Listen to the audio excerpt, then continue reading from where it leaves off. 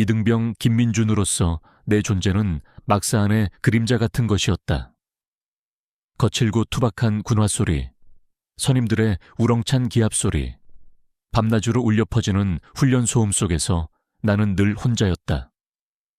내 이름 앞에는 늘 평범한, 조용한, 그리고 약간은 어리숙한이라는 수식어가 따라붙었다. 나는 그저 대한민국 평범한 가정의 아들이었고 특별할 것 없는 외모와 체격을 가진 20살 청년이었다. 군대에 입대하기 전 나의 가장 큰 꿈은 그저 무사히 군 복무를 마치고 고향으로 돌아가 부모님을 돕는 것이었다. 특별한 포부도 거창한 야망도 없었다. 이병 통지서를 받았을 때 내 심장은 불안감으로 가득 찼다. 내가 과연 군 생활을 잘 해낼 수 있을까? 강한 남자들 사이에서 내가 버틸 수 있을까? 나는 밤새도록 뒤척이며 고민했지만 결국 부모님께는 밝은 얼굴로 걱정 마세요. 잘 다녀올게요. 라고 말씀드렸다. 나의 걱정은 숨긴 채 나는 논산 훈련소로 향하는 버스에 몸을 실었다. 창밖으로 멀어지는 부모님의 모습이 점처럼 작아질 때까지 나는 주머니 속 낡은 손목시계를 만지작거렸다. 할아버지께서 내가 입대하기 전 주신 유품이었다. 달고 다른 가죽 밴드와 희미하게 빛나는 시계 앓은 내 불안한 마음을 조금이나마 진정시켜 주었다. 훈련소는 나의 나약함을 여실히 드러내는 곳이었다. 매일같이 이어지는 고된 훈련은 나의 육체적인 한계를 시험했고 정신적인 압박은 나를 더욱 위축시켰다. 나는 늘 뒤처졌고 얼차려와 불호령은 나의 일상이었다. 동기들과도 쉽게 어울리지 못했다. 그들은 삼삼오오 모여 군 생활의 고충을 나누고 서로를 위로했지만 나는 그들 사이에 끼어들지 못했다. 늘 혼자였다. 밥을 먹을 때도, 잠자리에 들 때도, 심지어 화장실에 갈 때도 나는 늘 혼자였다. 자대 배치 첫날, 나는 육군 포병 부대로 전입했다. 막사에 들어서자마자 느껴지는 낯선 공기, 그리고 나를 훑어보는 선임들의 시선에 온몸이 얼어붙었다. 나는 잔뜩 긴장한 채 관등 성명을 외쳤고 이내 침상으로 안내되었다.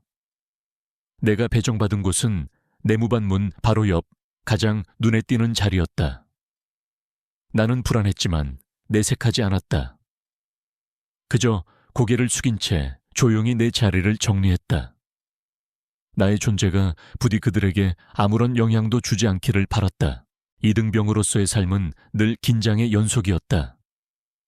아침에 눈을 뜨는 순간부터 밤에 잠자리에 들 때까지 나는 선임들의 눈치를 살피고 그들의 기분을 살폈다. 조금이라도 실수하면 바로 불려가 얼차려를 받거나 온갖 욕설을 들어야 했다. 나는 그 모든 것을 묵묵히 견뎌냈다. 반항하면 더 큰 화가 되어 돌아온다는 것을 본능적으로 알고 있었기 때문이다. 내게 가장 힘든 것은 육체적인 고통이 아니었다. 그것은 바로 정신적인 압박감, 그리고 내가 느끼는 비참함과 무력감이었다. 나는 점점 더 말이 없어졌고 고개는 항상 바닥만 향하게 되었다. 식사 시간은 특히 고통스러웠다. 시끌벅적한 식당 안에서 나는 언제나 혼자였다. 선임들은 삼삼오오 모여 앉아 떠들고 웃었지만 나는 그들의 대화에 끼어들 엄두조차 내지 못했다. 늘 고개를 숙인 채 밥만 먹었다. 반찬은 언제나 부족했고 밥은 늘 차가웠다. 내가 앉은 자리, 식탁 모퉁이에는 늘 아무도 앉지 않았다. 마치 투명 인간이라도 된 듯 나는 그들의 시선 속에서 점점 더 작아지고 있었다. 숟가락으로 밥을 뜨는 소리, 시계 초침 소리, 누군가의 젓가락이 식기에 부딪히는 소리만이 유난히 크게 들렸다. 마치 세상 모든 소리가 나를 조롱하는 것 같았다. 어느 날 저녁 식사 시간이었다. 나는 여느 때처럼 구석자리에 앉아 말없이 밥을 먹고 있었다. 그때 저 멀리서 김 병장의 목소리가 들려왔다. 김 병장은 우리 소대에서 가장 높은 선임 중 한 명이었고 늘 거만하고 자기 중심적이었다. 그는 키가 크고 덩치가 좋았으며 얼굴에는 늘 심통이 나 있었다. 야, 이 김민준, 너 밥 그렇게 처먹을래? 누가 보면 시위하는 줄 알겠다. 나는 순간 심장이 쿵 하고 떨어지는 것을 느꼈다. 숟가락을 든 손이 미세하게 떨렸다. 나는 천천히 고개를 들었고 김 병장과 눈이 마주쳤다. 그의 눈은 나를 경멸하듯 내려다보고 있었다. 그의 옆에는 중대장과 함께 부대를 방문한 박서연 중위가 서 있었다. 그녀는 장군님의 딸이자 훈련소에서 우연히 마주쳤던 그 아름다운 여군이었다. 그때 작은 실수로 그녀의 옷에 물을 쏟았던 기억이 생생했다. 그녀는 나를 보며 미묘한 표정을 지었다. 이리 와봐, 김민준. 김 병장의 목소리에는 차가운 명령이 담겨 있었다. 나는 자리에서 일어나 그의 앞으로 걸어갔다. 내 발걸음은 마치 납덩이를 매단 듯 무거웠다. 김 병장은 나를 위아래로 훑어보더니 비웃듯이 말했다. 너 이 새끼 박중희님한테 민폐 끼치더니 아주 정신 못 차렸네. 내까짓게 어디 감히 박중희님 같은 분 옆에 얼씬거려. 어딜 감히. 자네는 내 사위가 될 수 없네. 그는 비웃듯이 장군님의 말을 흉내내며 조롱했다. 나는 수치심에 얼굴을 들 수 없었다. 그의 말은 마치 칼날처럼 나의 심장을 꿰뚫었다. 나는 바닥만 바라보고 있었다. 그때 내 주머니에서 무언가가 툭 하고 떨어졌다. 할아버지의 낡은 손목시계였다. 시계는 식당 바닥에 구르더니 김 병장의 발밑에 멈췄다. 그의 더러운 군화가 시계를 짓밟으려 했다. 안 돼. 나는 무의식적으로 소리쳤다. 내 목소리는 너무나 작아서 거의 들리지 않았다. 하지만 나의 간절함은 통했는지 김 병장은 짓밟으려던 발을 멈췄다. 그는 시계를 주워들고는 비웃듯이 말했다. 이딴 낡은 시계가 그렇게 소중해? 그럼 더 망가뜨려 줘야겠군. 그는 시계를 부러뜨리려는 듯이 꽉 움켜쥐었다. 그때 시계 뒷면에 희미하게 새겨진 글자들이 눈에 들어왔다. 할아버지께서 직접 새기셨던 용기, 정의, 충성이라는 세 단어였다. 나는 심장이 쿵 하고 떨어지는 것을 느꼈다. 할아버지의 목소리가 귓가에 울렸다. 민준아, 이 시계는 단순한 시계가 아니다. 이것은 네가 평생 지켜야 할 가치들을 기억하게 해줄 것이다. 용기, 정의, 충성. 나는 그 순간 내 안에 잠자고 있던 무언가가 깨어나는 것을 느꼈다. 더 이상 이렇게 당하고만 있을 수는 없었다. 나는 가족을, 그리고 나 자신을 지켜야 했다. 할아버지의 시계는 내게 작은 희망의 불씨가 되었다. 나는 주저없이 김 병장의 손에서 시계를 낚아챘다. 이건 제 겁니다. 내 목소리는 떨렸지만 전과는 다르게 단호함이 실려 있었다. 김 병장은 눈을 크게 뜨며 놀란 표정을 지었다. 아마 내가 반항할 거라고는 상상도 못했을 것이다. 이 새끼가 진짜 미쳤나. 그는 다시 손을 들어 나를 때리려 했다. 하지만 나는 시계를 꽉 쥔 채 뒤로 물러섰다. 나의 눈빛은 더 이상 겁에 질려 있지 않았다. 김 병장은 잠시 멈칫하더니 그래, 까불어봐라. 두고 보자. 라며 이를 갈았다. 그는 내게 더 이상 손대지 않고 자리를 떴다. 아마 박서연 중위의 시선이 부담스러웠을 것이다. 박서연 중위는 이 모든 광경을 지켜보고 있었다. 그녀의 눈빛에는 놀라움과 함께 알 수 없는 복잡한 감정이 스쳐 지나갔다. 나는 찢겨진 편지 조각들과 시계를 주워들고 자리로 돌아왔다. 식당 안은 다시 시끌벅적해졌지만 내게는 모든 소리가 멀게만 느껴졌다. 나는 찢겨진 편지 조각들을 하나하나 정성스럽게 맞추어 주머니에 넣었다. 그리고 할아버지의 시계를 꽉 쥐었다. 시계는 차가웠지만 내 손 안에서 따뜻한 용기를 불어넣는 듯 했다. 나는 알았다.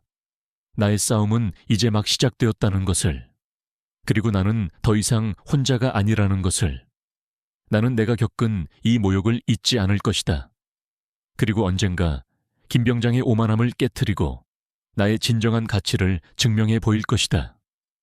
나의 무기력함은 이제 끝났다. 새로운 김민준의 탄생을 알리는 서막이었다. 김병장이 내게 자네는 내 사위가 될 수 없네 라고 외치며 조롱하던 그 순간은 내 군 생활에 가장 깊은 상처로 남았다. 그의 비웃음과 함께 바닥에 떨어져 짓밟힐 뻔했던 할아버지의 손목시계는 내게 단순한 유품 이상의 의미를 부여했다. 차가운 금속이 손에 닿는 순간 나는 할아버지의 말씀, 즉 용기, 정의, 충성이라는 세 단어를 다시금 되새겼다. 그 단어들은 내 안의 깊은 곳에 잠자고 있던 불씨를 지폈다. 나는 더 이상 과거의 나약하고 소심한 김민준이 아니었다. 그날 밤 나는 잠을 이룰 수 없었다. 침상에 누워 천장을 바라보며 낮에 겪었던 일을 되새겼다. 김병장의 오만한 얼굴, 박서연 중위의 복잡한 눈빛, 그리고 내 손안에 쥐어진 할아버지의 시계. 그 모든 것이 뒤섞여 내 머릿속을 맴돌았다. 나는 이를 악물었다. 이대로 주저앉을 수는 없었다. 내가 받은 모욕을 갚아주는 것을 넘어 나 자신의 가치를 증명해야 했다. 그저 무사히 전역하는 것이 아니라 진정한 군인으로 거듭나야만 했다. 다음 날부터 나의 군 생활은 겉으로는 변함없었지만 내면에서는 완전히 달라졌다.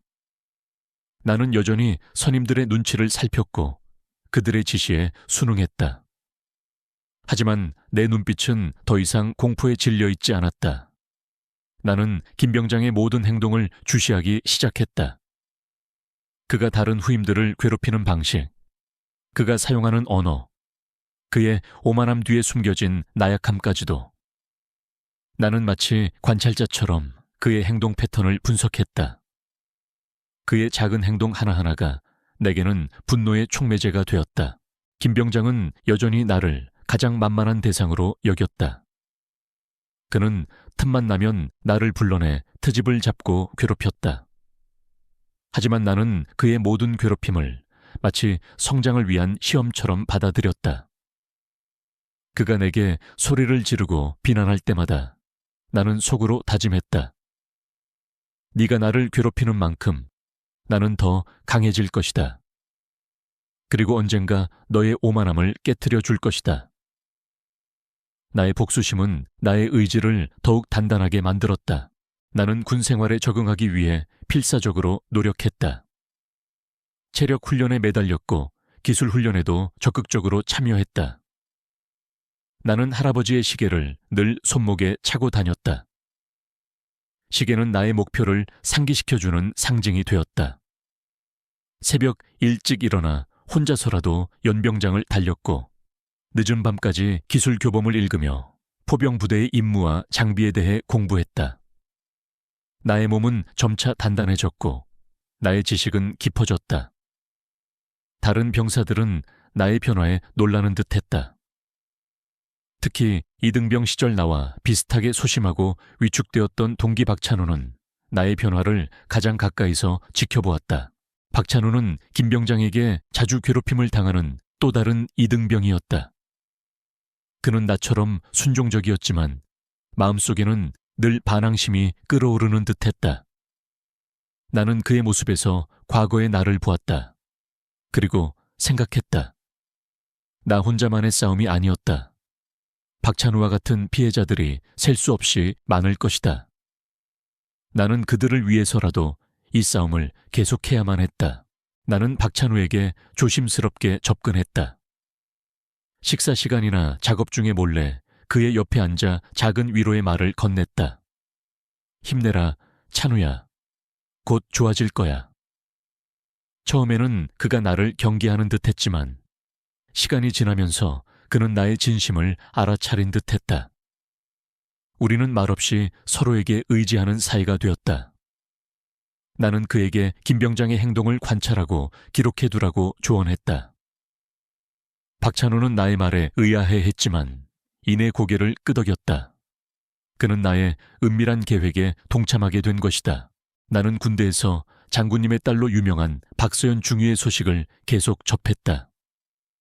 그녀는 군의관으로서 최전방 부대에 파견되어 의료 지원 업무를 수행하고 있었다. 소문으로는 그녀가 매우 냉철하고 이성적이지만 동시에 환자들에게는 따뜻한 마음을 가진 사람이라고 했다. 나는 그녀가 나를 기억하고 있을지 궁금했다. 그녀가 내게 보여주었던 그 복잡한 눈빛의 의미는 무엇이었을까? 김병장은 여전히 나를 괴롭히는 것을 멈추지 않았다. 그는 내가 열심히 훈련하는 것을 볼 때마다 비웃듯이 말했다. 김민준, 내깎기 아무리 발버둥 쳐봐야 달라지는 건 없어. 너는 평생 이등병 신세로 살게 될 거야. 장군님 사위는 꿈도 꾸지 마라. 그의 조롱은 나를 더욱 자극했다. 나는 그의 말을 들을 때마다 할아버지의 시계를 꽉 쥐었다. 용기, 정의, 충성. 나는 그 가치들을 지켜낼 것이다. 어느 날 부대에서 사격 훈련이 진행되었다. 김병장은 사격 실력이 뛰어난 것으로 유명했다. 그는 훈련 시작 전부터 내게 야, 김민준, 너 오늘 또 0점 못 잡아서 욕 처먹지 마라. 내까짓게 총이나 제대로 쏘겠냐 라며 비아냥거렸다. 나는 그의 조롱을 무시하고 사격 자세를 잡았다. 나의 손은 약간 떨렸지만 내 눈은 표적에 고정되어 있었다. 나는 내가 연습했던 대로 호흡을 가다듬고 방가쇠를 당겼다. 총성이 울리고 나는 표적을 확인했다. 놀랍게도 나의 모든 총알은 정중앙에 박혀 있었다. 나는 특등 사수가 된 것이다. 나는 내 눈을 의심했지만 결과는 명확했다. 주변의 병사들은 놀란 표정을 지었다. 김병장 역시 내 사격 결과에 경악한 듯했다. 그는 나를 힐끗 보더니 얼굴을 찌푸렸다. 그는 내가 이렇게 뛰어난 사격 실력을 가지고 있을 것이라고는 상상도 못했을 것이다. 이것은 나의 작은 재능의 발현이었고 동시에 김병장에게 날린 첫 번째 방역이었다. 김병장은 내 사격 실력에 충격을 받은 듯했다. 그는 그날 이후 나를 대하는 태도가 미묘하게 달라졌다. 여전히 나를 괴롭히긴 했지만 예전처럼 노골적으로 비난하거나 무시하지는 않았다. 대신 그는 나의 뒤를 밟으며 내가 무엇을 하는지 은밀하게 감시하기 시작했다. 그는 내가 갑자기 실력이 향상된 것에 대해 의심하는 듯했다. 나는 그의 변화를 눈치채고 더욱 조심스럽게 행동했다. 박찬호는 나의 사격 솜씨에 진심으로 감탄하며 말했다. 민준아, 너 정말 대단하다. 나도 너처럼 될 수 있을까? 그의 눈에는 희망이 깃들어 있었다. 나는 박찬호에게 김병장의 모든 악행을 더욱 상세히 기록하라고 지시했다. 그의 감시가 심해지는 만큼 그의 악행을 기록할 기회도 늘어나는 것이었다. 나는 그의 행동 패턴을 분석하고 그가 어떤 방식으로 나를 압박해올지 예측하기 시작했다. 나의 목표는 단순히 나의 가치를 증명하는 것을 넘어 김병장의 부조리를 세상에 드러내는 것이었다. 나는 며칠 동안 밤잠을 설쳐가며 고민했다. 나의 힘만으로는 김병장의 거대한 권력에 맞설 수 없을 것이라는 것을 알고 있었다. 내게는 외부의 도움이 필요했다. 그때 나는 문득 TV에서 보았던 장군님의 모습이 떠올랐다. 그분은 늘 정의와 원칙을 강조하셨다. 그리고 나는 박서연 중위가 그 장군님의 딸이라는 것을 알고 있었다.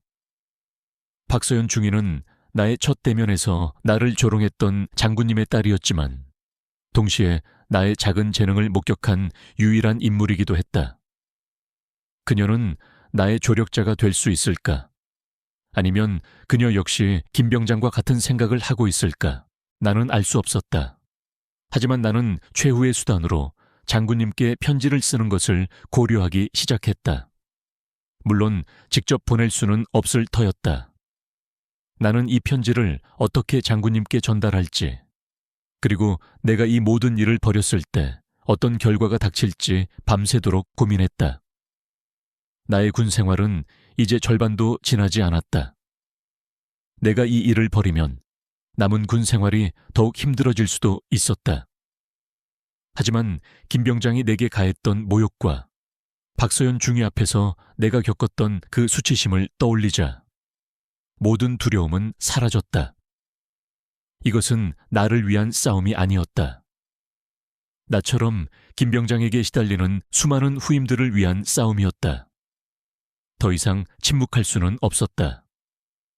나의 행동이 비록 작은 파장을 일으킬지라도 그것이 이 부대 내의 부조리를 조금이나마 개선할 수 있다면 그럴 가치가 있다고 생각했다. 나는 할아버지의 시계를 꽉 쥐었다. 이 낡은 시계는 나의 용기와 결심을 상기시켜 주었다. 나는 더 이상 무기력한 이등병 김민준이 아니었다. 나는 정의를 위한 전사가 될 준비를 마쳤다. 이 시계가 내 손에 있는 한 나는 포기하지 않을 것이다. 이제 모든 문은 닫혔다. 나는 더 이상 과거의 나로 돌아갈 수 없었다. 나는 새로운 여정을 시작해야 했다. 나의 싸움은 이제 막 시작된 것이나 다름없었다. 김 병장의 감시는 더욱 집요해졌다. 내가 사격 훈련에서 특등 사수가 된 이후 그의 비웃음 섞인 조롱은 사라졌지만 대신 그의 눈빛에는 의심과 경계심이 가득했다. 그는 내가 갑자기 실력이 향상된 것에 대해 납득하지 못하는 듯했다. 내가 무엇을 하든 어디를 가든 그의 시선은 늘 그림자처럼 나를 따라다녔다. 마치 내가 숨겨진 비밀이라도 가지고 있는 양, 나의 일거수일투족을 감시하려 했다. 하지만 나는 개의치 않았다. 오히려 그의 감시가 내게는 성장의 기회가 되었다. 나는 그의 눈을 피하며 몰래 훈련했고 나의 재능을 갈고 닦았다. 박찬우와의 비밀스러운 협력은 더욱 깊어졌다. 그는 나의 가장 든든한 조력자였다. 우리는 식사 시간이나 작업 중에 몰래 눈빛을 교환했고 짧은 대화 속에서 김 병장의 행동에 대한 정보를 주고받았다. 박찬우는 김 병장이 자신에게 가하는 압박과 다른 후임들에게 행하는 부조리를 더욱 상세하게 기록하기 시작했다. 그는 나의 지시대로 작은 수첩에 날짜와 시간, 그리고 구체적인 상황을 꼼꼼하게 적어두었다. 그의 수첩은 김 병장의 악행에 대한 묵직한 증거가 되어가고 있었다. 나는 형에게 편지를 보냈다. 편지에는 내가 겪었던 모든 고통과 김 병장의 악행, 그리고 내가 가진 할아버지의 시계에 대한 이야기를 담았다. 혹시나 하는 마음에 나는 편지 말미에 박서연 중위와 만났던 일, 그리고 그녀가 장군님의 딸이라는 소문까지 덧붙였다. 형이 혹시라도 헌병대와 관련이 있다면 이 정보가 도움이 될 것이라고 생각했다. 며칠 후 휴가를 나가는 선임을 통해 편지를 붙였다. 나의 불안한 마음은 희미한 희망으로 가득 찼다. 그리고 얼마 지나지 않아 예상치 못한 소식이 들려왔다. 우리 부대에 육군본부 감찰반이 방문한다는 것이었다.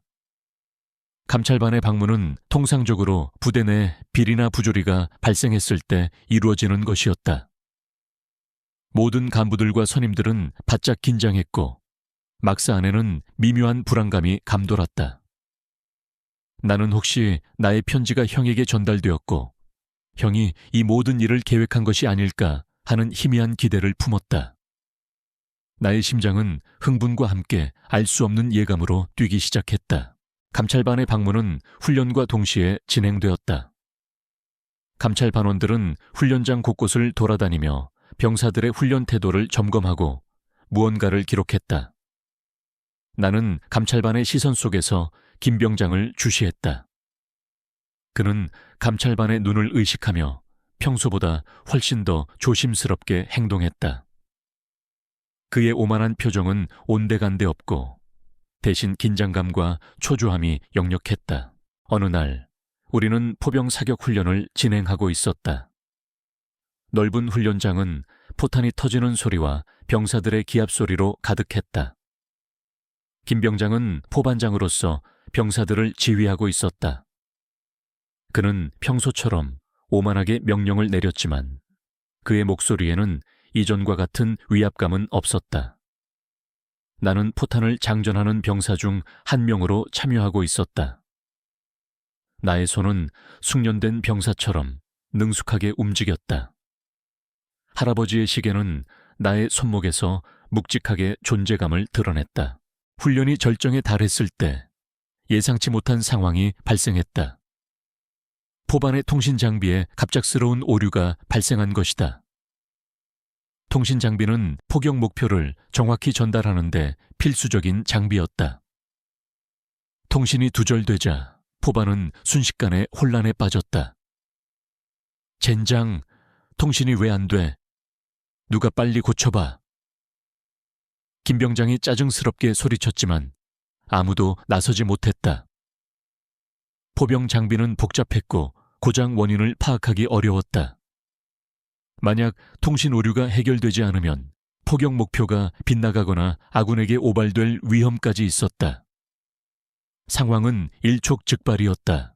그때 나는 통신 장비를 유심히 살펴보았다. 어릴 적부터 전자기기를 만지는 것을 좋아했고 특히 할아버지께서 가지고 계시던 낡은 무정기를 수없이 분해하고 조립했던 경험이 있었다. 나는 재빨리 통신 장비의 문제를 파악했다. 작은 회로 하나가 단선된 것이 문제였다. 나는 망설이지 않았다. 김 병장님, 제가 한번 보겠습니다. 나의 목소리는 훈련장의 소음을 뚫고 김 병장에게 전달되었다. 김 병장은 놀란 표정으로 나를 돌아보았다. 네가 네까짓 게 뭘 할 수 있다고. 그는 나를 비웃듯이 말했지만 그의 눈에는 지푸라기라도 잡는 심정의 불안감이 스쳐 지나갔다. 다른 병사들 역시 나의 갑작스러운 행동에 놀란 듯 나를 주목했다. 나는 김 병장의 허락을 기다리지 않고 통신 장비에 손을 댔다. 나의 손은 능숙하게 장비의 나사를 풀고 내부 회로를 살폈다. 나는 주머니에서 작은 칼날이 달린 멀티툴을 꺼내 단선된 회로를 조심스럽게 연결했다. 나의 손놀림은 정확하고 빨랐다. 마치 내가 수없이 이런 일을 해본 사람인 양. 사실 나는 군대에 와서 포병 장비에 대해 집중적으로 공부했었다. 내가 가진 전자지식과 결합되면 충분히 도움이 될 수 있을 것이라고 생각했기 때문이다. 미비빅 하는 소리와 함께 통신 장비에 불이 들어왔다.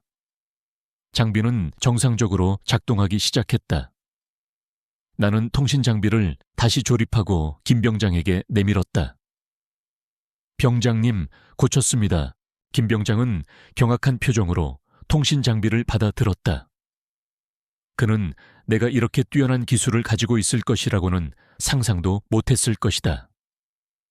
네가 이걸 고쳤다고? 그의 목소리는 믿을 수 없다는 듯이 떨렸다. 다른 병사들 역시 놀라움과 함께 알 수 없는 감탄이 서려 있었다. 그들은 나의 능력을 처음 목격한 것이다.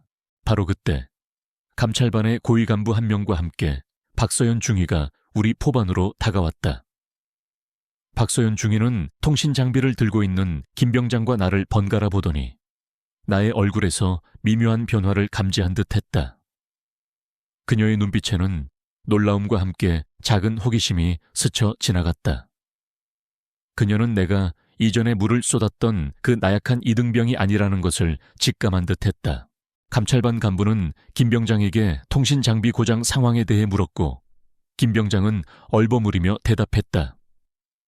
그때 박서연 중위가 조용히 입을 열었다. 이 장비는 김민준 이병이 직접 고쳤습니다. 제가 방금 지켜봤습니다.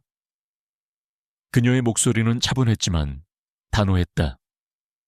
김 병장은 박서연 중위의 말에 당황한 듯 아무 말도 하지 못했다. 감찰반 간부는 놀란 표정으로 나를 바라보았다. 이등병이 이런 복잡한 장비를 고쳤다고? 정말입니까? 그는 믿을 수 없다는 듯이 물었다. 나는 고개를 끄덕였다. 네, 그렇습니다. 나의 목소리에는 작은 자신감이 실려 있었다. 박서연 중위는 나를 보며 미소 지었다. 그 미소는 내가 처음 그녀를 만났을 때의 냉정한 미소가 아니었다. 따뜻하고 진심 어린 미소였다. 김이병은 평소에도 전자장비에 대한 이해가 뛰어납니다. 제가 지켜본 바로는 그의 능력은 단순한 우연이 아닙니다. 그녀는 나를 옹호하며 나의 능력을 인정해 주었다. 그녀의 말은 나의 마음속에 깊은 울림을 주었다. 그녀는 나를 기억하고 있었고 나의 능력을 인정해 주고 있었다. 그녀는 나의 첫 번째 조력자가 되어준 것이다. 김 병장은 박서연 중위의 말에 잔뜩 겁에 질린 표정을 지었다. 그는 내가 단순히 통신 장비를 고친 것을 넘어 박서연 중위에게까지 나의 능력을 인정받았다는 사실에 충격을 받은 듯했다. 그는 나를 노려보았지만 더 이상 내게 함부로 대할 수 없었다. 그의 오만함은 점차 사라지고 대신 불안감과 질투심이 그를 지배하기 시작했다. 그날 이후 김 병장은 나를 더욱 집요하게 감시하기 시작했다. 그는 나의 능력을 질투했고 동시에 내게서 어떤 비밀이라도 캐내려 했다. 그는 내 대한 악의적인 소문을 퍼뜨리기 시작했다. 김민준 저 새끼 운 좋게 하나 고친 걸 가지고 아주 생색을 낸다. 뒤에서 뭘 꾸미고 있는 게 분명하다. 그의 말은 마치 들불처럼 퍼져나갔고 다른 선임들은 나를 더욱 차갑게 대했다. 나는 부대 내에서 점점 더 고립되었다. 하지만 나는 개의치 않았다. 아니, 오히려 이런 상황이 내게는 더 많은 증거를 수집할 기회가 되었다. 김 병장의 집요한 감시와 괴롭힘은 그가 내게 보내는 경고이자 동시에 나의 계획이 그에게 먹혀들고 있다는 증거였다. 나는 그의 모든 행동을 기록했다.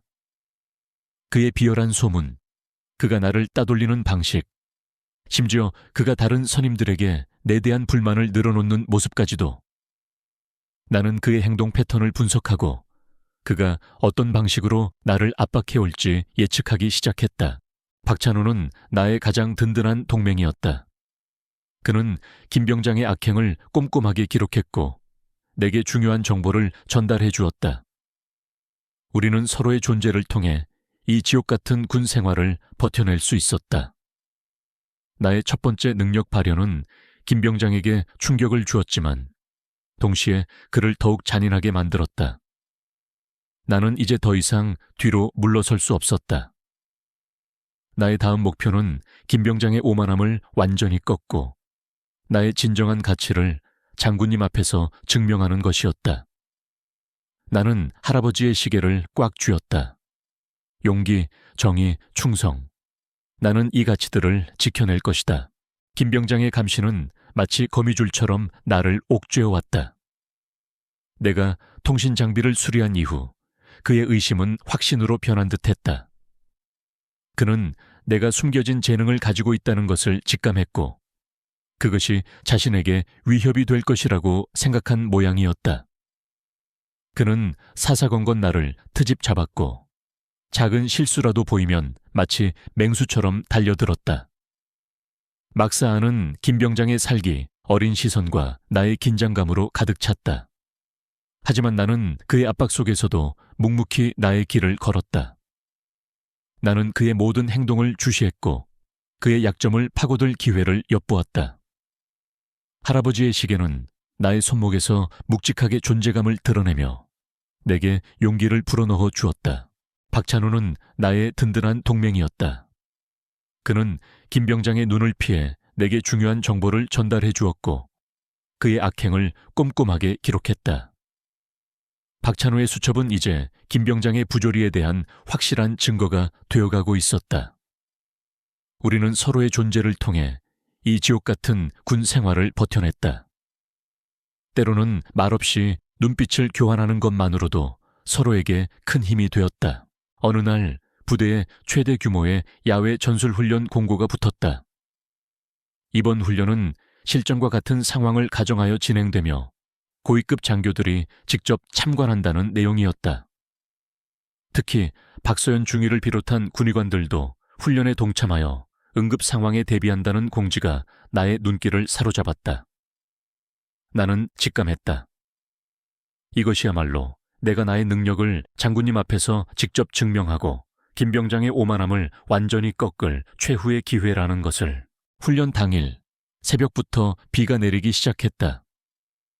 하늘은 잔뜩 흐려 있었고 훈련장은 흙탕물로 변해 있었다. 나는 무거운 군장을 메고 빗속을 헤치며 나아갔다. 나의 몸은 이미 지쳐 있었지만 내 정신은 그 어느 때보다도 또렷했다. 할아버지의 시계는 내 손목에서 차갑게 빛났고 그 안에는 용기, 정의, 충성이라는 세 단어가 선명하게 새겨져 있었다. 훈련은 혹독했다. 우리는 진흙탕 길을 걷고 풀숲을 헤치며 목표 지점까지 전진해야 했다. 빗물은 나의 얼굴을 때렸고 옷은 이미 축축하게 젖어 몸에 달라붙었다. 나는 지쳐 쓰러질 것 같았지만 정신력으로 버텨냈다. 김병장은 훈련 중에도 나를 괴롭히는 것을 멈추지 않았다. 그는 일부러 나의 발을 걸어 넘어뜨리거나 나의 군장을 발로 차서 쓰러뜨리곤 했다. 야, 김민준, 너는 왜 그렇게 힘이 없어? 혹시 꾀병 부리는 거 아니야? 그의 비아냥거림은 빗소리에 섞여 희미하게 들려왔지만 그 안에 담긴 악의는 선명하게 느껴졌다. 나는 그의 비난을 견디며 묵묵히 내 갈 길을 갔다. 우리는 훈련 중 특정 지점에서 잠시 휴식을 취하게 되었다. 그곳은 야산 깊숙한 곳에 위치한 폐쇄된 창고 근처였다. 장군님을 비롯한 고위급 장교들과 박서연 중위가 그곳에서 훈련 상황을 지켜보고 있었다. 김병장은 나를 발견하고 씩 웃었다. 야, 김민준, 너 여기서 뭐 하냐? 꾀병 부리고 쉬고 있었냐? 내가 특별 훈련 좀 시켜줄 테니까 이리 와봐. 그의 목소리에는 잔뜩 성난 표정이 드리워졌다. 그는 나를 끌고 폐쇄된 창고 뒤편에 후미진 곳으로 향했다. 그곳은 다른 병사들의 시선에서 벗어나 있었지만 장군님과 박서연 중위가 있는 창고와는 불과 몇십 미터 떨어져 있지 않았다. 나는 그의 의도를 알고 있었지만 내색하지 않았다. 오히려 그의 손에 끌려가면서 할아버지의 시계를 꽉 쥐었다. 자, 김민준, 넌 지금부터 이 빗속에서 무릎 꿇고 앉아 있어. 내가 가라고 할 때까지 절대 일어나지 마. 김병장이 명령했다. 그의 얼굴에는 잔인한 미소가 걸려 있었다. 빗물은 나의 얼굴을 때렸고 차가운 흙탕물이 무릎을 적셨다. 나는 고통과 함께 밀려오는 수치심에 몸을 떨었다. 이것이 내가 마지막으로 겪을 고통이 될 것이다. 나는 속으로 다짐했다. 김병장은 나를 조롱하며 욕설을 퍼부었다. 내까짓게 뭘 할 수 있는데 평생 무릎으로 살게 해주마. 이따위로 약해 빠진 새끼는 장군님 사위는 꿈도 꾸지 마라. 그의 목소리는 빗소리에 묻혀 희미하게 들려왔지만 그 악랄함은 선명하게 느껴졌다. 나는 고개를 숙인 채 그의 모든 폭언과 폭행을 견뎌냈다. 그때 갑자기 멀리서 펑 하는 굉음이 들려왔다. 훈련장 전체가 진동하는 듯했다. 모든 병사들이 놀라서 소리나는 쪽을 바라보았다. 김병장 역시 당황한 듯 몸을 굳혔다. 무슨 일이야? 그는 초조하게 중얼거렸다. 굉음이 들린 곳은 장군님과 고위급 장교들이 있는 창고 쪽이었다. 곧이어 병사들의 비명소리와 함께 건물 붕괴, 건물 붕괴라는 외침이 들려왔다. 상황은 일촉즉발이었다. 훈련 상황실에 가니 창고 건물이 붕괴된 것이다. 비가 계속 내리면서 집안이 약해진 탓인지 아니면 다른 원인이 있었는지 알 수 없었다. 중요한 것은 장군님을 비롯한 고위급 장교들과 박서연 중위가 그 안에 갇혀 있다는 사실이었다. 훈련장은 순식간에 혼란의 도가니가 되었다. 병사들은 우왕좌왕했고 간부들은 무전을 통해 상황을 파악하려 애썼다. 김 병장은 겁에 질린 듯 얼굴이 새하얗게 질렸다. 젠장, 큰일 났다. 나는 무릎을 꿇고 앉아 있었다. 나의 눈은 붕괴된 창고를 향했다. 비명소리가 들려왔다. 그 안에 장군님과 박서연 중위가 있었다. 나의 몸은 고통에 시달렸지만 내 안에서는 알 수 없는 강한 충동이 솟아올랐다. 할 수 있다. 내가 저들을 구할 수 있다. 나의 할아버지가 시계에 새기셨던 용기, 정의, 충성지라는 세 단어가 나의 뇌리에 강렬하게 박혔다. 이것이야말로 내가 나의 가치를 증명할 수 있는 마지막 기회였다. 김 병장은 내게 야, 김민준, 너 거기서 꼼짝 말고 있어. 쓸데없이 나서지 마라 라고 소리쳤지만 나는 그의 말을 무시했다. 나는 자리에서 벌떡 일어섰다. 내 몸은 빗물과 진흙으로 범벅이 되었지만 내 눈은 강렬하게 빛나고 있었다. 나는 붕괴된 창고를 향해 전력을 다해 달려갔다. 다른 병사들은 나를 말리려 했지만 나는 그들의 말을 들을 수 없었다. 오직 나의 목표는 장군님과 박서연 중위를 구하는 것이었다. 나의 발은 빗속을 가르며 빠르게 움직였다. 창고 잔해에서 연기가 피어오르고 있었고 부서진 나무, 기둥과 철근들이 위태롭게 널려 있었다. 나는 잔해 속으로 뛰어들었다. 나의 눈은 순식간에 구조가 필요한 사람들을 찾아냈다. 장군님은 거대한 나무 기둥에 깔려 있었고 박서연 중위는 잔해 더미에 갇혀 있었다. 그녀는 고통스러운 신음소리를 내고 있었다. 장군님, 박중위님. 나는 그들에게 달려갔다. 나의 손은 망설임 없이 잔해들을 치우기 시작했다. 나는 군장에서 만능 공구를 꺼내 부러진 나무 기둥과 철근들을 제거했다. 나의 작은 몸으로 거대한 잔해들을 옮기는 것은 쉽지 않았다. 온몸의 근육이 찢어지는 듯한 고통이 느껴졌다. 하지만 나는 포기할 수 없었다. 할아버지의 시계는 내 손목에서 묵직하게 존재감을 드러내며 내게 초인적인 힘을 불어넣어 주는 듯 했다. 나는 장군님을 깔고 있던 나무 기둥을 필사적으로 들어 올렸다. 나의 온몸이 비명을 질렀지만 나는 이를 악물고 버텼다. 그리고 마침내 장군님을 잔해 밖으로 끌어낼 수 있었다. 장군님은 고통스러운 표정으로 나를 바라보았다. 김이병, 자네가. 그의 목소리는 놀라움과 함께 알 수 없는 감격으로 떨렸다. 장군님을 안전한 곳으로 옮긴 후 나는 다시 박서연 중위에게 달려갔다. 그녀는 잔해 더미에 완전히 갇혀 있었다. 나는 그녀를 구하기 위해 필사적으로 잔해를 치웠다. 그때 붕괴된 창고의 천장이 더욱 불안정하게 흔들리는 것이 보였다. 곧이어 천장이 완전히 무너져 내릴 것 같았다. 시간은 없었다. 박중위님, 제 손을 잡으세요. 빨리. 나는 그녀에게 손을 내밀었다. 그녀는 고통스러운 표정으로 나의 손을 잡았다. 나는 있는 힘껏 그녀를 끌어냈다.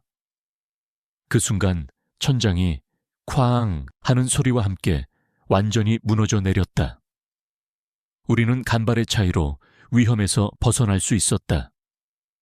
나의 몸은 진흙과 땀, 그리고 피로 범벅이 되었지만 나는 살아남았다. 나는 그들을 구했다. 다른 병사들과 간부들이 우리에게 달려왔다. 그들의 얼굴에는 놀라움과 함께 안도감이 뒤섞여 있었다. 그들은 나약했던 이등병 김민준이 장군님과 박서연 중위를 구했다는 사실에 경악한 듯했다. 김 병장은 멀리서 이 모든 광경을 지켜보고 있었다. 그의 얼굴은 새하얗게 질려 있었고 그의 눈은 공포와 경악으로 가득 차 있었다. 그는 내가 이토록 용감하고 능력이 뛰어날 줄은 꿈에도 상상하지 못했을 것이다. 그의 오만함은 이제 절망으로 변모하기 시작했다. 나는 숨을 헐떡이며 장군님과 박서연 중위를 바라보았다. 나의 심장은 여전히 미친 듯이 뛰고 있었다. 나의 몸은 고통스러웠지만 내 마음은 그 어느 때보다도 벅차올랐다. 나는 해냈다. 내가 해낸 것이다. 이 모든 것은 나를 짓밟았던 김 병장에게 보여줄 나의 증명이었고 동시에 나의 진정한 가치를 증명하는 순간이었다. 나의 극한의 시험은 성공적으로 끝났다. 빗속 무너져 내린 창고 잔화의 앞에서 나는 거친 숨을 몰아쉬었다. 팔다리는 찢어지는 듯 아팠고 온몸은 진흙과 땀, 그리고 피로 범벅이 되어 있었다. 하지만 나의 시선은 오직 내가 구해낸 장군님과 박서연 중위에게 고정되어 있었다. 그들의 무사함을 확인하는 순간 내 안에는 말로 표현할 수 없는 벅찬 안도감이 밀려왔다. 장군님은 거대한 나무 기둥에 깔려 있었고 박서연 중위는 잔해 더미에 갇혀 고통스러운 신음소리를 내고 있었다. 다른 병사들과 간부들은 혼비백산하여 우왕좌왕할 뿐 누구도 감히 잔해 속으로 뛰어들 엄두를 내지 못하고 있었다. 나는 그들의 혼란 속에서 유일하게 침착함을 유지했다. 할아버지의 시계가 손목에서 묵직하게 존재감을 드러냈다. 용기, 정의, 충성. 그 세 단어가 나의 뇌리에 강렬하게 박혔다. 나는 망설임 없이 잔해 속으로 뛰어들었다. 부서진 나무, 기둥과 휘어진 철근들이 위태롭게 널려 있었지만 나의 눈은 오직 장군님과 박서연 중위만을 향했다. 먼저 장군님에게 달려갔다. 그의 몸을 짓누르고 있는 나무 기둥은 나의 힘으로는 도저히 들 수 없을 만큼 무거워 보였다. 하지만 나는 포기하지 않았다. 나는 군장에서 맞는 공구를 꺼내 부러진 나무 기둥을 지지할 만한 지렛대를 만들었다. 그리고는 온몸의 힘을 다해 나무 기둥을 들어 올렸다. 나의 온몸의 근육이 비명을 질렀지만 나는 이를 악물고 버텼다. 빗물과 땀이 뒤섞여 내 얼굴을 타고 흘러내렸다. 나의 팔은 후들거렸고 다리는 힘이 풀려 휘청거렸다. 하지만 나는 마치 초인적인 힘이라도 솟아나는 듯 나무 기둥을 필사적으로 들어 올렸다. 그리고 마침내 장군님을 잔해 밖으로 끌어낼 수 있었다. 장군님은 고통스러운 표정으로 나를 바라보았다. 그의 눈에는 놀라움과 함께 알 수 없는 감격이 서려 있었다. 김이병, 자네가... 그의 목소리는 믿을 수 없다는 듯이 떨렸다. 장군님을 안전한 곳으로 옮긴 후 나는 다시 박서연 중위에게 달려갔다. 그녀는 잔해 더미에 완전히 갇혀 있었다. 그녀의 얼굴은 고통과 공포로 창백해져 있었고 그녀의 눈은 이미 눈물로 가득했다. 나는 그녀를 구하기 위해 필사적으로 잔해를 치웠다. 부러진 나무 조각들이 나의 손과 팔을 핥히었지만 나는 통증을 느낄 새도 없었다. 오직 그녀를 구해야 한다는 생각만이 나의 머릿속을 지배했다. 그때 붕괴된 창고의 천장이 더욱 불안정하게 흔들리는 것이 보였다. 빗물이 새어 들어오면서 집안이 약해지고 있었다. 곧이어 천장이 완전히 무너져 내릴 것 같았다. 시간은 없었다. 박중위님, 제 손을 잡으세요. 빨리. 나는 그녀에게 손을 내밀었다. 그녀는 고통스러운 표정으로 나의 손을 잡았다. 그녀의 손은 차갑게 떨리고 있었다. 나는 그녀의 손을 꽉 잡고 있는 힘껏 그녀를 끌어냈다. 나의 온몸의 근육이 비명을 질렀지만 나는 놓지 않았다. 그리고 마침내 그녀를 잔해 밖으로 끌어내는데 성공했다. 그 순간 천장이 쾅 하는 소리와 함께 완전히 무너져 내렸다. 우리는 간발의 차이로 위험에서 벗어날 수 있었다. 나의 몸은 진흙과 땀, 그리고 피로 범벅이 되었지만 나는 살아남았다. 나는 그들을 구했다. 다른 병사들과 간부들이 우리에게 달려왔다. 그들의 얼굴에는 놀라움과 함께 안도감이 뒤섞여 있었다. 그들은 나약했던 이등병 김민준이 장군님과 박서연 중위를 구했다는 사실에 경악한 듯했다.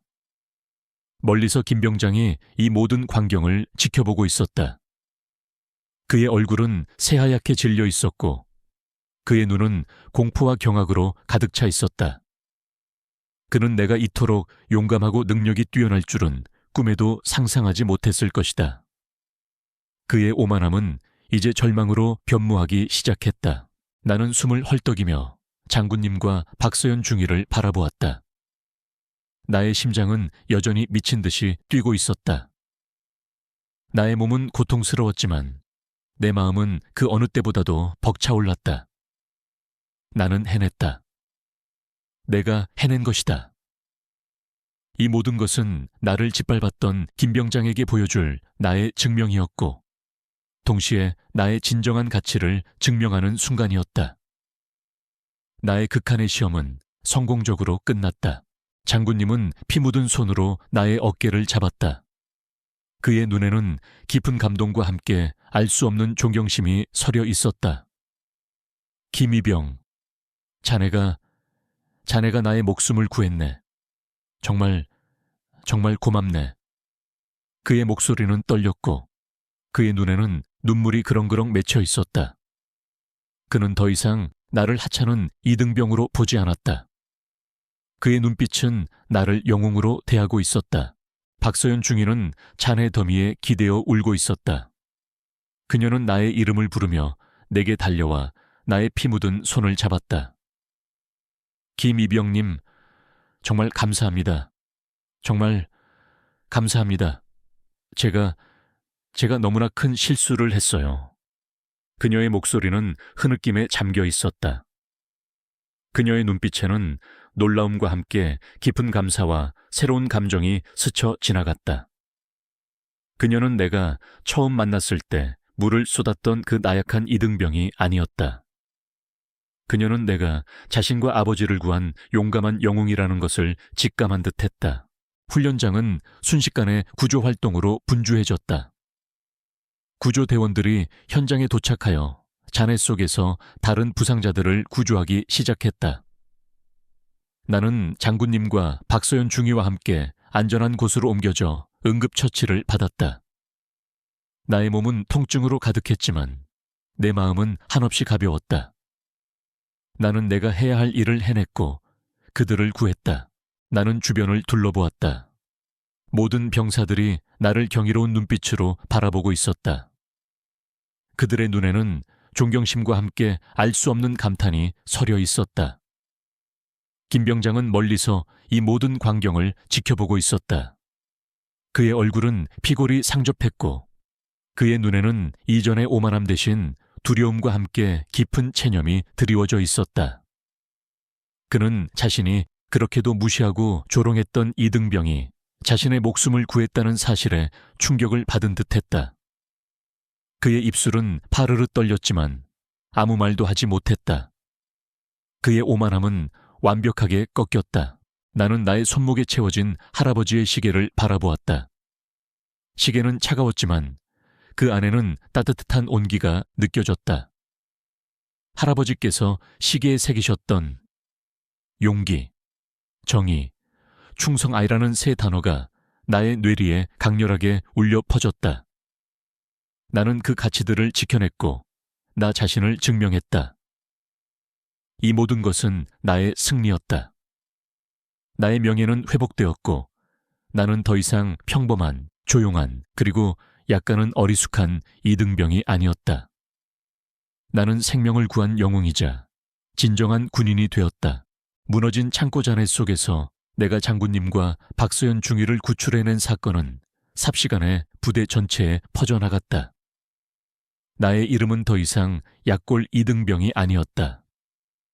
나를 향한 병사들의 시선에는 경외심과 함께 알 수 없는 희망이 서려 있었다. 김 병장은 멀리서 이 모든 것을 지켜보며 완전히 얼굴이 하얗게 질려 있었다. 그의 오만함은 완벽하게 꺾였고 그의 눈빛에는 두려움과 깊은 체념만이 남아 있었다. 나는 응급처치를 받은 후 의무실에서 잠시 휴식을 취했다. 온몸의 통증이 느껴졌지만 내 마음은 그 어느 때보다도 평온했다. 그때 의무실 문이 열리고 장군님이 들어서셨다. 그는 나의 침대 옆에 앉아 나의 손을 잡았다. 그의 손은 따뜻했고 그의 눈빛은 내게 진심 어린 감사와 존경을 보내고 있었다. 김이병, 정말 고맙네. 자네 덕분에 내가 살아났네. 내 목숨을 구해줬어. 장군님의 목소리는 떨렸고 그의 눈에는 눈물이 그렁그렁 맺혀 있었다. 그는 내가 처음 그를 만났을 때 내게 보였던 그 냉정하고 오만한 태도는 온데간데 없었다. 그는 진심으로 내게 감사하고 있었다. 나는 고개를 숙여 인사했다. 아닙니다, 장군님. 저는 그저 제가 해야 할 일을 했을 뿐입니다. 장군님은 나의 어깨를 토닥였다. 아닐세. 자네는 용감한 군인일세. 자네의 희생과 용기 덕분에 내가 이 자리에 살아있을 수 있었네. 나는 자네를 처음 봤을 때 겉모습만 보고 판단했어. 자네의 출신, 자네의 외모, 어리석게도 그것들이 전부라고 생각했지. 나의 오만함이었네. 정말 미안하네, 김이병. 장군님은 진심으로 사과했다. 그의 사과 한마디에 나의 마음속 깊이 박혀있던 상처가 조금이나마 치유되는 기분이었다. 그때 의무실 문이 다시 열리고 박서연 중위가 들어섰다. 그녀의 얼굴은 아직 창백했지만 그녀의 눈빛은 내게 깊은 감사와 함께 알 수 없는 감정을 보내고 있었다. 그녀는 나의 침대 옆에 앉아 나의 손을 잡았다. 김이병님, 정말 감사합니다. 저는 제가 얼마나 어리석었는지 깨달았습니다. 저는 그저 아버지를 자랑스럽게 여길 줄만 알았지. 아버지의 판단이 항상 옳다고 믿어 의심치 않았습니다. 하지만 김이병님은 저에게 진정한 용기와 강함이 무엇인지 보여주셨습니다. 제가 너무나 큰 실수를 했습니다. 정말 죄송합니다. 그녀는 눈물을 흘리며 내게 진심으로 사과했다. 그녀의 사과에 나는 미소 지었다. 그녀는 더 이상 나를 무시하지 않았다. 오히려 나를 진정한 영웅으로 대하고 있었다. 장군님은 깊은 한숨을 내쉬며 박서연 중위와 나를 번갈아 보았다. 그의 얼굴에는 복잡한 감정들이 스쳐 지나갔다. 그리고 그는 조용히 입을 열었다. 김이병, 전에 자네에게 이런 말을 했었지. 자네는 내 사위가 될 수 없네. 라고. 그의 목소리에는 후회와 함께 어떤 결심이 담겨 있었다. 나는 그의 다음 말을 기다렸다. 장군님은 나의 눈을 똑바로 보며 말했다. 하지만 이제 나는 자네에게 다시 말하고 싶네. 아니, 부탁하고 싶네. 그는 자리에서 일어나 격리의 자세를 취했다. 그의 손은 나의 침대 위에 놓인 나의 손을 꽉 잡고 있었다. 김이병, 아니 김민준 병사, 내 딸을 부탁하네. 그의 목소리는 진심으로 떨리고 있었다. 장군님은 나에게 자신의 딸을 맡긴다는 것은 그가 나를 자신의 가족으로 받아들인다는 의미였다. 나는 그의 진심에 감격하여 아무 말도 할 수 없었다. 그의 격려는 내게 최고의 명예이자 인생의 새로운 시작을 알리는 신호탄이었다. 이 사건 이후 김 병장은 군사재판에 회부되었다. 그의 오만함과 폭력적인 행위, 그리고 그의 지시로 인해 발생한 훈련 중 부상자들이 그를 고발했다. 군사경찰 순찰차의 블랙박스 영상과 나의 라이터 영상은 그의 죄를 명확하게 증명했다. 그는 중형을 선고받았고 불명예 전역과 함께 실형을 살게 되었다. 그의 몰락은 부대 내에서 새로운 교훈이 되었다. 더 이상 아무도 후임들을 함부로 대하거나 자신의 권력을 남용하려 하지 않았다. 부대 내의 분위기는 확연히 달라졌다. 장군님은 직접 변경 문화 개선에 나섰다. 그는 병사들의 고충을 듣고 해결하려 노력했으며 모든 병사들에게 인간적인 존중과 배려를 강조했다. 나의 이야기는 부대 전체에 퍼져나갔고 나는 병사들에게 희망의 상징이 되었다. 많은 병사들이 나를 찾아와 자신의 어려움을 이야기했고 나는 그들에게 나의 경험을 통해 용기와 희망을 심어주었다. 나의 몸은 여전히 훈련의 상처로 아팠지만 내 마음은 한없이 가벼웠고 보람으로 가득 찼다. 나는 특진 심사를 통해 상병으로 진급했고 모범병사로 표창을 받았다. 나의 용기 있는 행동은 부대 내에서 새로운 영웅 이야기가 되었다. 나를 괴롭혔던 김병장과 함께했던 선임들은 나를 피하거나 뒤늦게나마 사과를 건넸다. 그들의 사과가 진심인지 아닌지는 중요하지 않았다. 중요한 것은 그들이 더 이상 나를 하찮게 여기지 않고 나를 존중한다는 것이었다. 나는 더 이상 고개 숙인 이등병이 아니었다. 나는 나 자신을 지켜낸 용감한 병사이자 다른 이들의 목소리가 되어주는 존재가 되었다. 박서연 중위와의 관계도 특별하게 발전했다. 그녀는 내게 자주 찾아와 안부를 묻고 나의 이야기를 들어주었다. 우리는 군 생활에 대한 이야기, 그리고 서로의 꿈과 미래에 대한 이야기를 나누며 가까워졌다. 그녀는 내게 단순한 장군님의 딸이 아니었다. 그녀는 나의 재능을 알아봐주고 나의 용기를 지지해준 진정한 동료이자 친구였다. 나는 그녀의 따뜻한 마음과 강인한 정신에 점차 이끌렸다. 우리는 서로에게 특별한 존재가 되어가고 있었다. 어느 날 저녁, 나는 장군님과 박서연 중위와 함께 조용한 식사를 하게 되었다. 장군님은 이제 나를 볼 때마다 따뜻한 미소를 지으셨고 마치 친아들처럼 나를 대했다. 식사를 마치고 장군님은 내게 조용히 말했다. 민준아, 나는 자네가 우리 부대에서 계속 복무해 주기를 바라네. 자네의 능력과 인품은 우리 군에 반드시 필요한 제목일세. 자네의 미래를 내게 맡겨보겠나. 장군님의 제안은 내게 큰 영광이었다. 나는 망설이지 않고 장군님의 제안을 받아들였다. 나는 군 생활을 통해 내가 진정으로 원하는 것이 무엇인지 깨달았다. 그것은 단순히 무사히 전역하는 것이 아니라 나의 능력을 발휘하여 다른 사람들을 돕고 조국에 봉사하는 것이었다. 나는 장기 복무를 신청하고 군인의 길을 걷기로 결심했다. 나의 선택은 부모님께도 큰 기쁨이 되었다. 부모님은 나의 용기와 성장에 자랑스러워 하셨다. 나는 이제 더 이상 무기력한 이등병 김민준이 아니었다. 나는 나의 삶을 스스로 개척하는 강한 사람이 되었다. 나의 몸은 상처투성이었지만 나의 정신은 그 어느 때보다도 단단하고 강인했다. 나는 나를 짓밟았던 김병장 덕분에 역설적으로 진정한 강함을 깨달았다. 그의 잔인함이 나를 성장시킨 것이다. 나의 삶은 마치 두 번째 봄을 맞이한 듯했다. 길고 추운 겨울을 견뎌내고 피어난 새싹처럼 나는 더욱 푸르고 강하게 돋아났다. 나는 내가 걸어온 길을 자랑스럽게 생각했고 앞으로 걸어갈 길 또한 굳건히 헤쳐나갈 준비가 되어 있었다. 나는 알았다. 나의 이야기는 이제 막 시작되었을 뿐이라는 것을. 나의 새로운 삶, 나의 새로운 평화는 이제 막 시작된 것이나 다름없었다.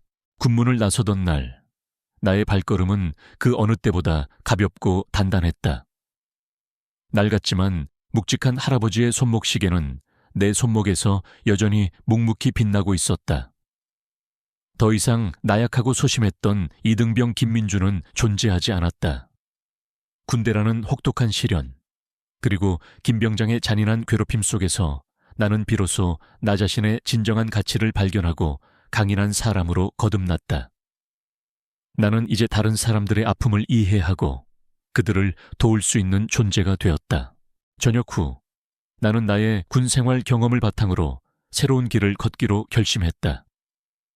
단순히 직업을 갖는 것을 넘어 내가 겪었던 어려움을 통해 얻은 깨달음으로 세상에 긍정적인 영향을 미치고 싶었다. 나의 목표는 군대 내 부조리를 근절하고 모든 장병들이 인간적인 존엄성을 존중받으며 복무할 수 있는 환경을 만드는 것이었다. 나는 이를 위해 법학을 공부하기 시작했다. 군법무관이 되어 나처럼 부당한 대우를 받는 이들의 목소리가 되고 싶었다. 대학교 법학과에 입학한 나는 누구보다도 학업에 열중했다. 군대에서 단련된 끈기와 집중력은 학업에도 큰 도움이 되었다. 밤늦게까지 도서관에 남아 책을 읽고 판례를 분석하며 법률 지식을 쌓았다. 특히 군 관련 법규와 인권 문제에 대한 탐구는 내게 깊은 흥미를 불러일으켰다. 나는 나의 경험이 단순한 고통이 아니라 누군가를 돕는 강력한 무기가 될 수 있음을 확신했다.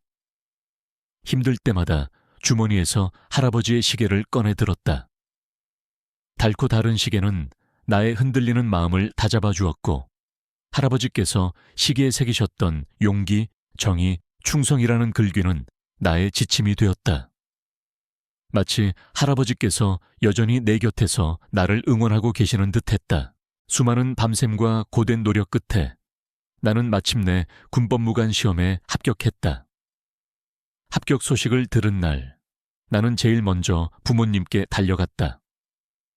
부모님은 눈물을 글썽이며 나를 자랑스럽게 안아주셨다. 그 따뜻한 포옹 속에서 나는 지난 세월의 모든 고통과 노력이 보상받는 듯한 기분을 느꼈다. 그리고 나는 장군님과 박서연 중위에게도 가장 먼저 소식을 전했다. 장군님은 나의 합격 소식에 누구보다 기뻐하셨고 내게 진심 어린 축하와 격려를 보내주셨다. 군법무관이 된 나는 나의 첫 임지로 내가 복무했던 그 부대로 자원했다. 그곳에서 나는 나의 경험을 살려 군대 내의 부조리를 뿌리 뽑는 데 앞장섰다. 나는 장병들의 고충을 듣고 그들의 편에 서서 법률적인 지원을 제공했다. 특히 병경 내 폭력 및 가혹 행위에 대한 사건들을 전담하며 가해자들을 엄중히 처벌하고 피해자들을 보호하는 데 모든 노력을 기울였다. 나의 이야기는 이미 부대 내에 널리 알려져 있었기 때문에 많은 장병들이 나를 믿고 자신의 어려움을 털어놓았다. 나는 그들에게 용기를 주고 희망을 심어주는 존재가 되었다. 박서연 중위는 이제 대위로 진급하여 나와 같은 부대에서 군의관으로 복무하고 있었다. 우리는 같은 목표를 향해 나아가는 든든한 동료가 되었다. 그녀는 군의관으로서 장병들의 몸과 마음을 치유하는 데 헌신했고 나는 법무관으로서 그들의 권리를 보호하는 데 힘썼다. 우리는 서로의 존재가 큰 힘이 되었다. 가끔 그녀는 나를 보며 미소 지었다. 민준 씨, 이제는 정말 장군님 사위가 되어도 되겠어요. 그녀의 농담에 나는 수줍게 웃었다. 우리의 관계는 단순히 동료를 넘어 서로를 깊이 이해하고 존중하는 특별한 사이로 발전하고 있었다. 김병장의 소식도 간혹 들려왔다. 그는 불명예 전역 후 사회생활에서도 어려움을 겪는다는 소문이었다. 나는 그에게 어떤 증오도 느끼지 않았다. 오히려 그가 자신의 잘못을 진심으로 뉘우치고 새로운 삶을 살아가기를 바랐다. 나는 나의 성공이 단순히 그에 대한 복수가 아니라 진정한 변화와 용서의 상징이 되기를 원했다. 나는 나의 경험을 바탕으로 변경 인권 개선을 위한 정책자문위원회체에도 참여했다. 나의 제안들은 군대 내의 변경 문화 개선에 중요한 영향을 미쳤다. 나는 더 이상 무릎 꿇었던 이등병이 아니었다. 나는 군대의 미래를 만들어가는 중요한 역할을 담당하게 되었다. 나의 몸은 상처투성이었지만 나의 정신은 그 어느 때보다도 단단하고 강인했다. 나는 나를 짓밟았던 김병장 덕분에 역설적으로 진정한 강함을 깨달았다. 그의 잔인함이 나를 성장시킨 것이다. 나의 삶은 마치 두 번째 봄을 맞이한 듯했다. 길고 추운 겨울을 견뎌내고 피어난 새싹처럼 나는 더욱 푸르고 강하게 돋아났다. 나는 내가 걸어온 길을 자랑스럽게 생각했고 앞으로 걸어갈 길 또한 굳건히 헤쳐나갈 준비가 되어 있었다. 어느 맑은 날 나는 장군님과 박서연 대위와 함께 아버지의 묘를 찾았다. 묘비 앞에 앉아 나는 할아버지의 시계를 꺼내 들었다. 시계는 햇살을 받아 더욱 선명하게 빛났다. 아버지, 할아버지, 제가 약속드렸던 대로 이제 저는 더 이상 무릎 꿇지 않습니다. 할아버지께서 주신 이 시계 덕분에 저는 저 자신을 지키고 다른 사람들을 도울 수 있는 강한 사람이 되었습니다. 아버지의 자랑스러운 아들, 그리고 할아버지의 자랑스러운 손자가 될게요. 나의 목소리는 바람에 실려 하늘로 퍼져나갔다. 나는 시계를 주머니에 넣고 자리에서 일어섰다. 장군님은 나의 어깨를 굳건히 잡고 미소 지으셨다. 그의 옆에는 박서연 대위가 따뜻한 눈빛으로 나를 바라보고 있었다. 장군님은 나에게 격려를 하며 말했다. 김 군법무관, 내 딸을 부탁하네. 나는 감격하여 장군님께 격려로 답했다. 그의 격려는 내게 최고의 명예이자 인생의 새로운 시작을 알리는 신호탄이었다. 박서연 대위는 나의 손을 잡으며 환하게 웃었다. 그녀의 손은 따뜻했고 그녀의 미소는 나의 마음을 평화롭게 만들었다. 푸른 하늘 아래 우리는 함께 서서 새로운 희망을 품었다.